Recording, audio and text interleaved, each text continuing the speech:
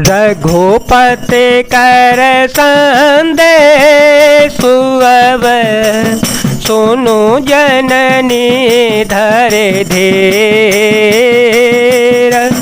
हस कहे कपे गद गद भयो भरे विलोचन नीर।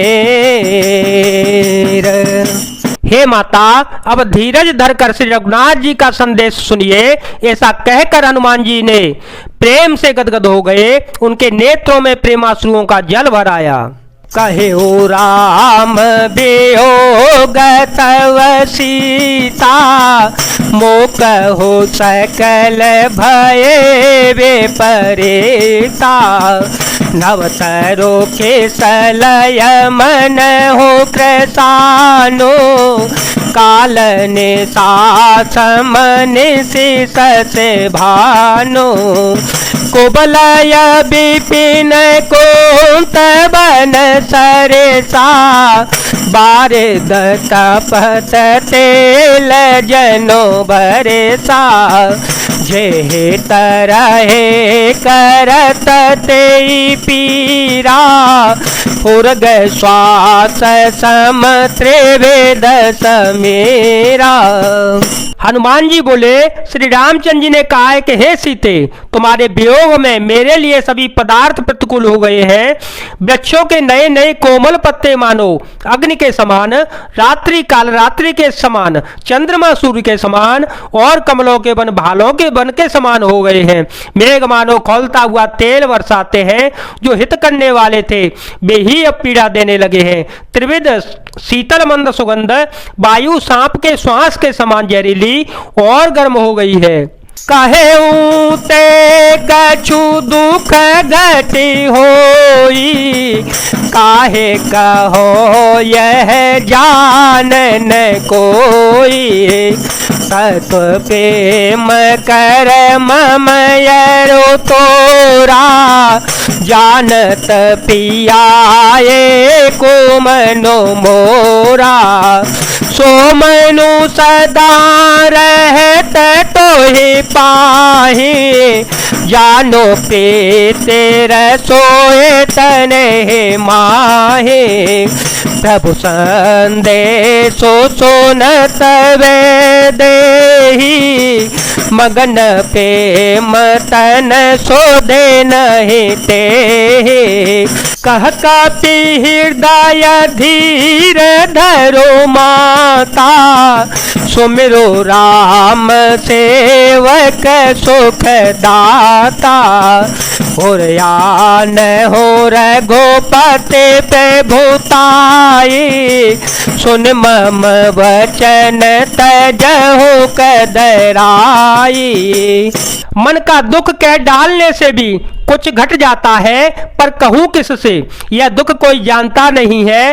हे प्रिय, मेरे और तेरे प्रेम का तत्व रहस्य एक मेरा मन ही जानता है, और वह मन सदा तेरे ही पास रहता है। बस मेरे प्रेम का सार इतने में ही समझ ले। प्रभु का संदेश सुनते ही जानकी जी प्रेम में मगन हो गई। उन्हें शरीर की सुध बुध न रही। हनुमान जी ने कहा, हे माता, हृदय में धैर्य धारण करो और सेवकों को सुख देने वाले श्री राम जी का स्मरण करो। श्री रघुनाथ जी की प्रभुता को हृदय में लाओ और मेरे वचन सुनकर कायरता छोड़ दो। निसे चरण कर पतंग सम, रघुपति बाण कृसानो।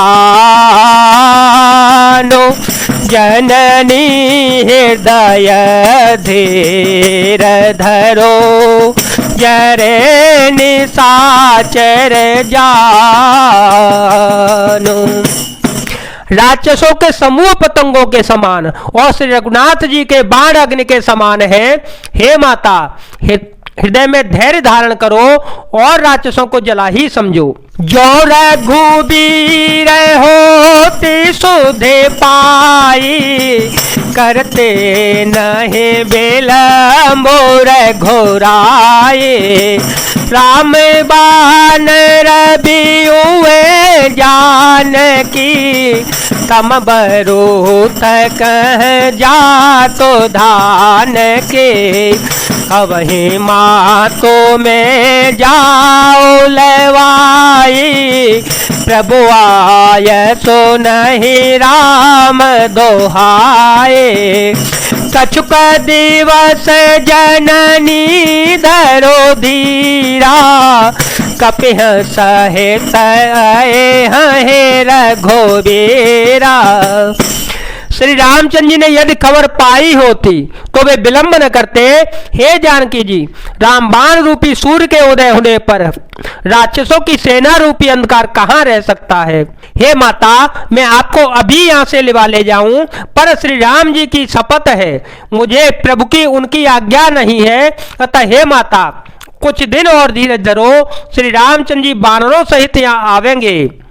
निश्चर मारी तो ही ले जय हैं, तेहु पूरे नार दादे जसो गए हैं।